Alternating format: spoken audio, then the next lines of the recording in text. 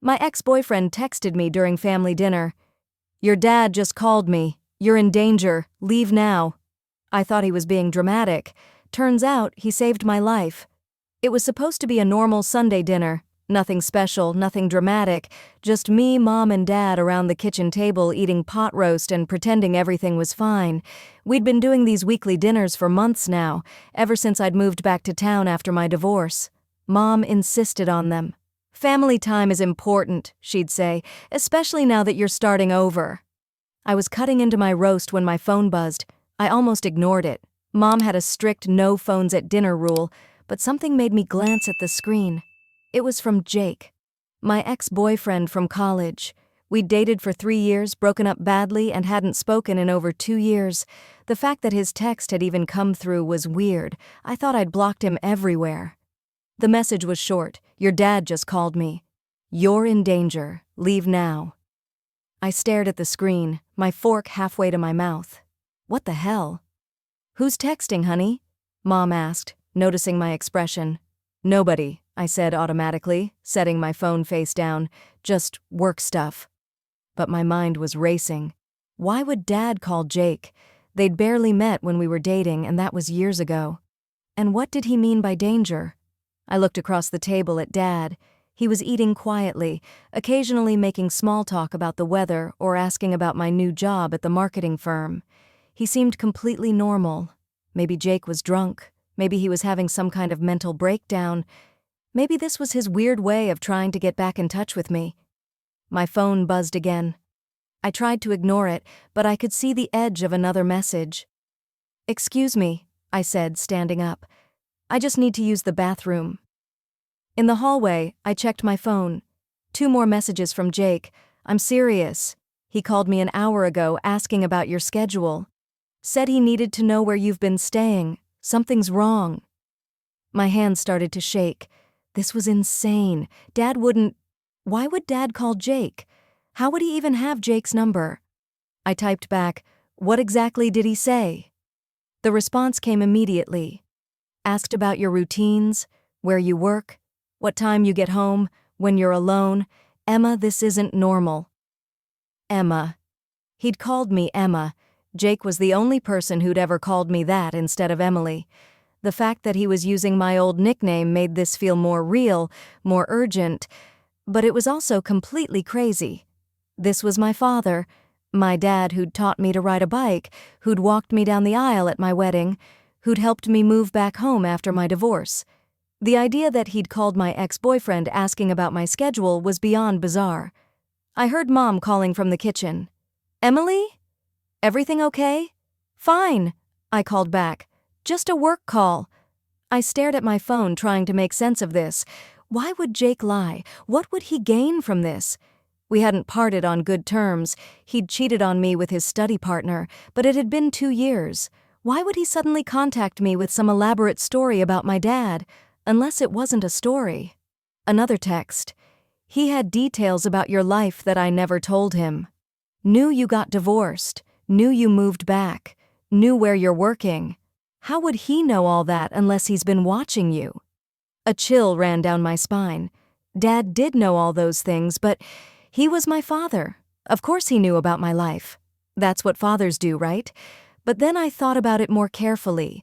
How much had I actually told my parents about my day-to-day life? I'd been pretty private since moving back, trying to rebuild my independence. I'd mentioned the job, obviously, but had I told them my exact schedule? Had I told them I'd been working late most nights, staying at the office until 7 or 8? My phone buzzed again. "He asked me if I thought you'd fight back if someone tried to hurt you. Emma, please, just get out of there." My blood went cold. The bathroom suddenly felt too small, too hot. I could hear my parents talking quietly in the kitchen, their voices just low enough that I couldn't make out the words. This was ridiculous. I was letting Jake get in my head with his paranoid nonsense. This was my childhood home. These were my parents, the people who'd raised me, loved me, supported me through my divorce. But why would Jake make this up? I crept closer to the kitchen door, trying to hear what my parents were saying. "Should have waited longer," Mom was saying in a voice I'd never heard before. Low, almost businesslike. No, Dad replied. Tonight's perfect. She doesn't suspect anything. She trusts us completely. But what if she doesn't drink it? She will. She always finishes her wine. My heart stopped. I looked back toward the dining room table where my half-full wine glass sat next to my plate. The wine Dad had poured for me personally, insisting I try this special bottle he'd been saving. Oh, God. My phone was still buzzing with messages from Jake. I'm calling the police. Getting in my car now. Whatever you do, don't eat or drink anything else. I stood frozen in the hallway, trying to process what I'd just heard. My parents, my own parents, were talking about drugging me. But why? What could they possibly want? Emily. Mom's voice was getting closer. Honey, your food's getting cold. I quickly typed back to Jake. What else did Dad say? The response came fast.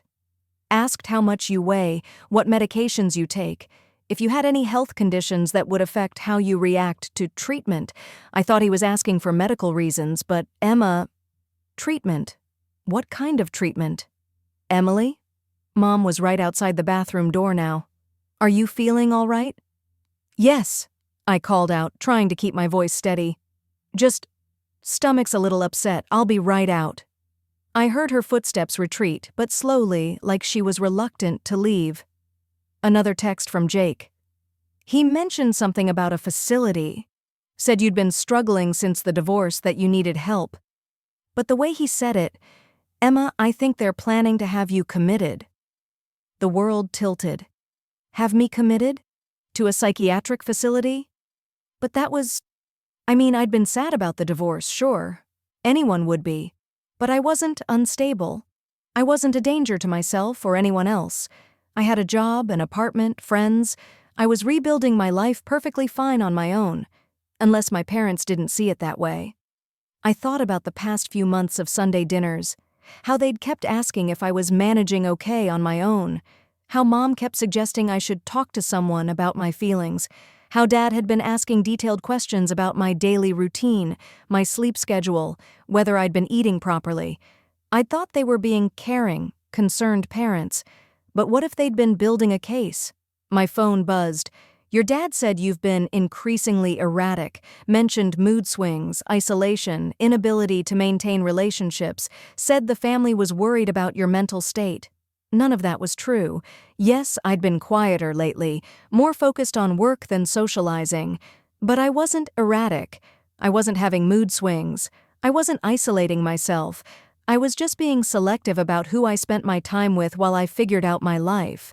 But if they'd been documenting things differently, interpreting my normal post-divorce adjustment as signs of mental illness. Emily, honey, your dinner's really getting cold. Mom's voice was right outside the door again, but this time there was something different in her tone. Less concerned, more impatient.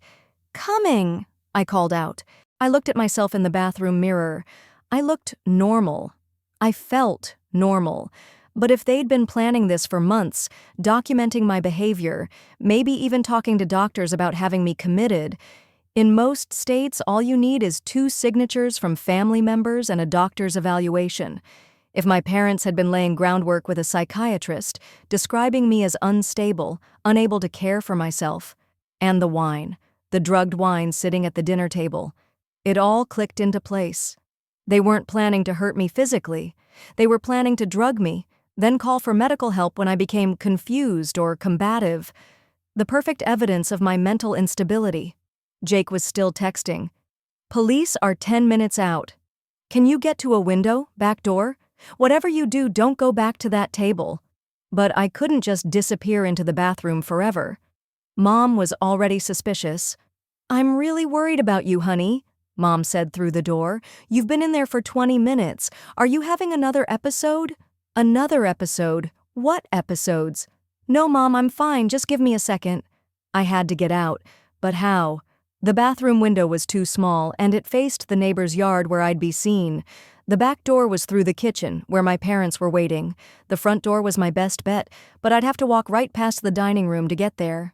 My phone. Neighbors called in a wellness check. Police should be there any minute. Just stay away from the food and drinks. A wellness check. Jake had been smart about this. He hadn't told the police my parents were trying to drug me, which might have sounded crazy.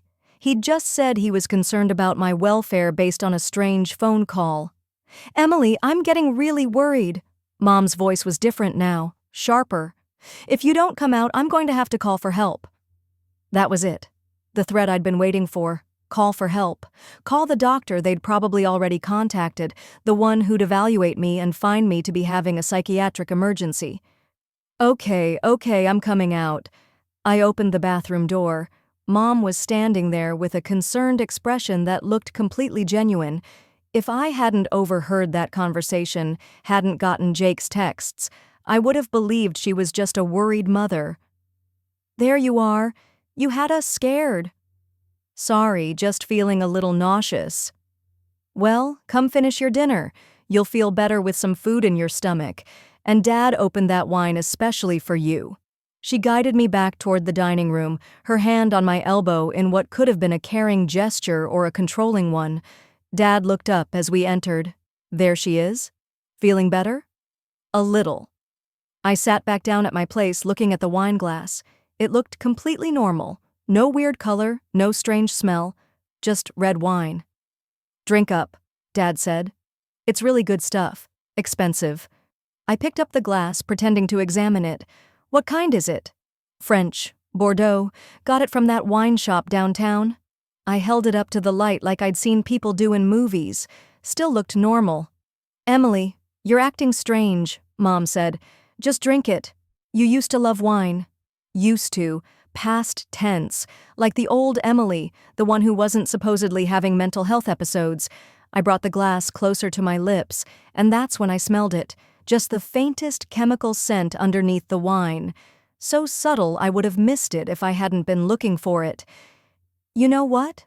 I said, setting the glass down. "I think the wine might be making my stomach worse. Maybe I should stick to water." Dad's expression shifted slightly. "Don't be silly. Wine helps with digestion." "I really don't think I should—" "Emily!" Mom's voice was firm now. "Drink the wine." It wasn't a suggestion anymore. It was a command. That's when I heard it. Cars pulling into the driveway. Multiple cars. Dad heard it too. His face changed completely, the concerned father mask dropping away to reveal something cold and calculating. "Drink it now," he said. "No." Mom moved toward me, but I stood up quickly, backing away from the table. "What's in it?" I demanded. "Nothing, honey. You're being paranoid. This is exactly what we were worried about." The doorbell rang. Dad cursed under his breath. "Answer it," he told Mom. "Tell them she's having an episode." But I was already moving toward the front door. I got there just as Mom did, and we both reached for the handle at the same time. "Don't!" she hissed. "You're going to ruin everything." "Police!" came a voice from outside. "Wellness check." I yanked the door open. 2 officers stood on the porch along with Jake, who looked pale and worried. "Are you Emily Henderson?" one of the officers asked. "Yes." "We got a call about a concern for your welfare. Is everything all right?" I looked back at my parents, who were both standing behind me with expressions of confused worry that looked completely convincing. "Officers," Dad said, "thank you for coming. We've been very worried about Emily. She's been having some difficulties since her divorce." "I'm fine," I said quickly. "But I need to show you something." I led them to the dining room table where my wine glass still sat. "My parents drugged this," I said. The officers exchanged glances. Mom gasped. "Emily, honey, no one drugged anything. You're having another paranoid episode. Test it," I said to the officers. "Please, test the wine." One of the officers looked at my parents. "Would you object to us testing the wine?" There was a pause, just a fraction of a second, but it was enough. "Of course not," Dad said finally. "Test whatever you want. Our daughter is clearly unwell." But the damage was done. That pause, that moment of hesitation, had told the officers everything they needed to know. They tested the wine right there with a field kit. It came back positive for Rohypnol and something called Haldol, a powerful antipsychotic that would have made me confused, disoriented, and appeared mentally unstable. The plan had been elegant in its simplicity: drug me during dinner, then call for medical help when I started acting strange. With my recent divorce and the concerning behavior they'd been documenting, it would have been easy to convince a doctor that I needed immediate psychiatric intervention. Once I was committed, they could have taken control of my finances, my property, my entire life. My ex-husband had left me a substantial settlement, plus I'd inherited money from my grandmother that my parents had always resented not getting themselves. But there was more to it than just money. As the investigation unfolded over the following weeks, a much darker picture emerged. My parents had been planning this for over a year. They'd already contacted a private psychiatric facility and put down a deposit for an indefinite stay. They'd met with lawyers about guardianship. They'd even cleaned out a room in their house to serve as my recovery space once I was released, under their care, of course. The most chilling discovery came when police searched their house. In Dad's home office, they found detailed journals documenting my behavior over the past 18 months. Every phone call, every visit, every interaction had been recorded and interpreted through the lens of mental illness. Emily seemed distracted during dinner, possible sign of depression. Emily declined invitation to church, continued social isolation. Emily mentioned working late again, obsessive behavior patterns.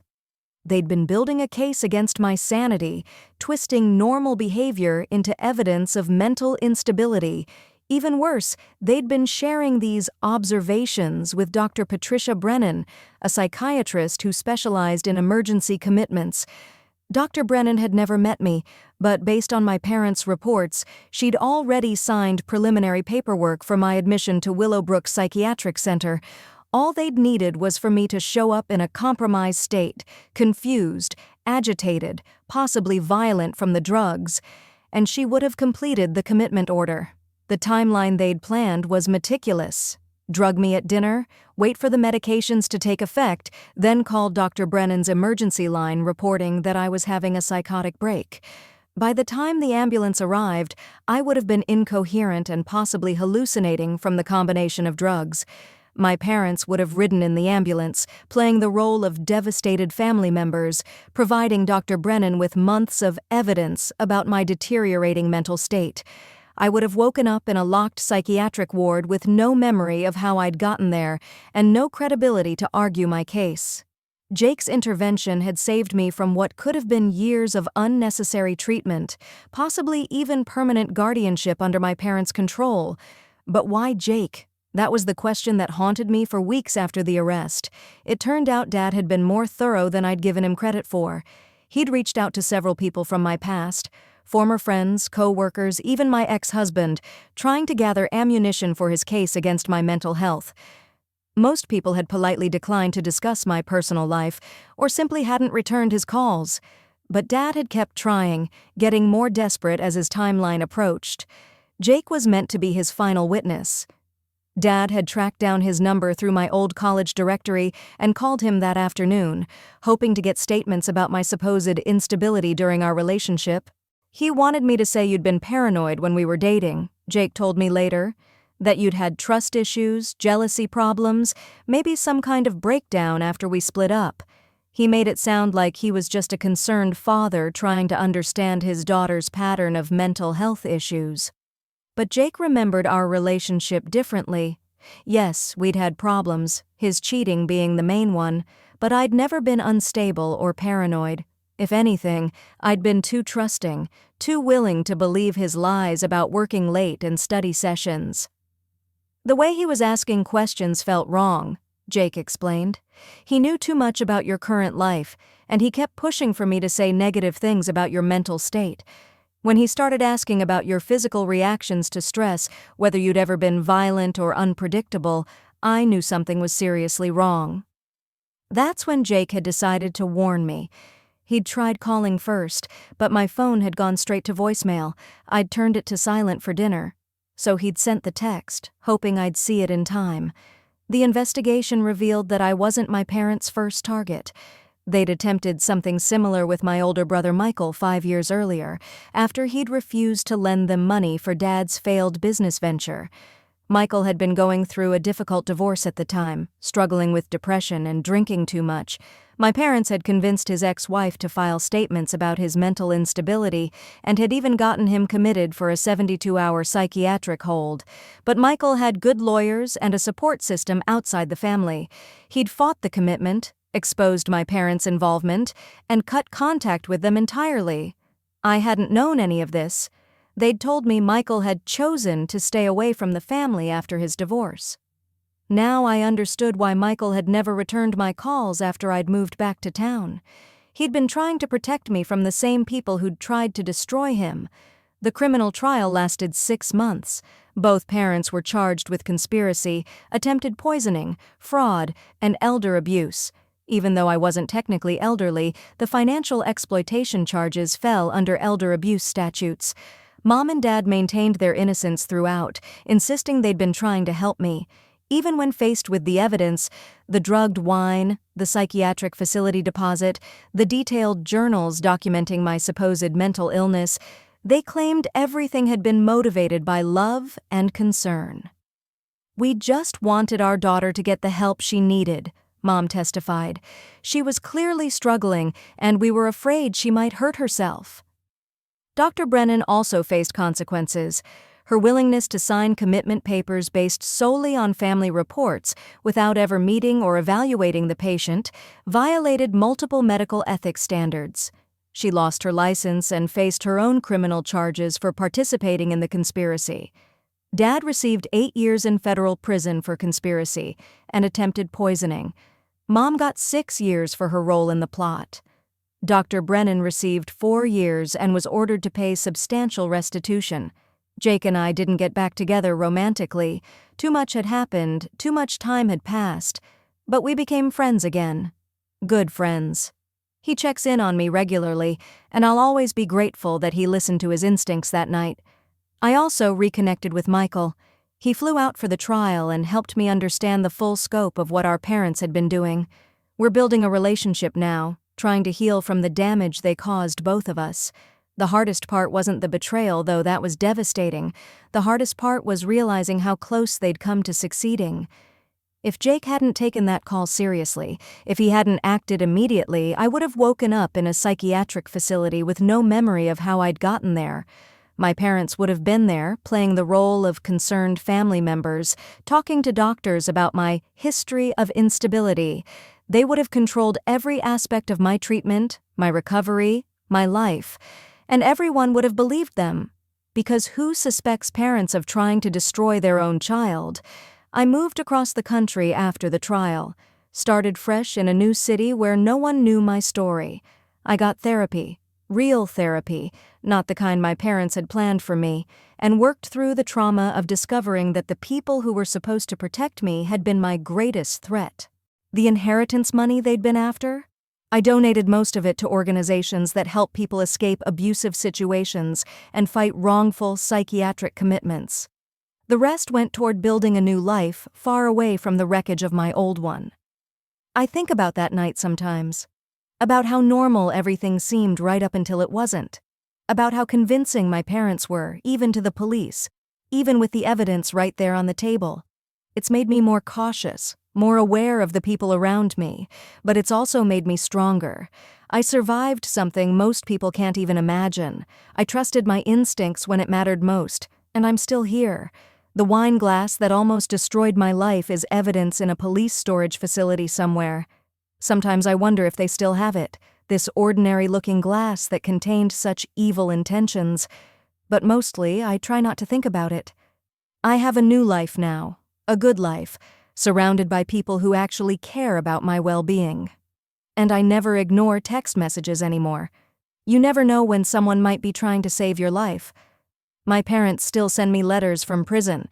They're full of apologies and explanations, talking about how they were misguided, but their intentions were good. They want me to visit. They want me to understand. I don't respond, because I do understand. I understand perfectly. They saw me as a problem to be solved, not a person to be loved. They saw my independence as illness, my healing as instability. They couldn't control me, so they decided to destroy me. But they didn't succeed.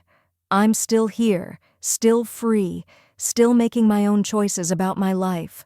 Jake saved my life that night, but I saved my own future by choosing to trust him, by choosing to listen to that voice in my head that said something was wrong, even when everything looked normal on the surface. Sometimes the people who claim to love you the most are the ones you need to fear. Sometimes family isn't about blood, it's about who shows up when you need them most. And sometimes your worst enemy is sitting across from you at the dinner table, pouring your wine with a smile. So what do you think? Did I handle this situation correctly, or should I have tried to work things out with my parents? Let me know in the comments below. And if you enjoyed this story, hit that subscribe button and ring the bell for notifications. You never know what dark secrets will uncover behind closed doors.